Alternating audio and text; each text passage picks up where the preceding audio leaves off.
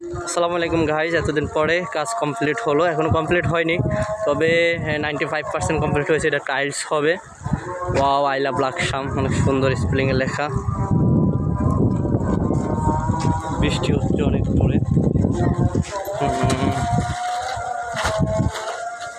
কেমন লাগছে অবশ্যই জানাবেন। আপনারা ঘুরতে আসবেন।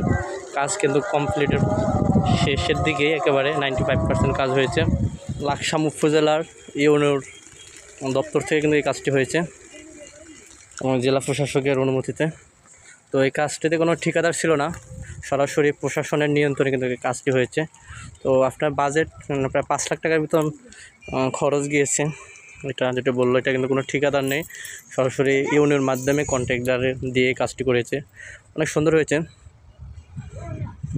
আগে একটি ড্যামও দেখিয়েছে, আমরা দেখছিলাম, অনেক সুন্দর। এটা কিন্তু টাইলস করা হবে। টাইলস হলে আরও অনেক সুন্দর লাগবে।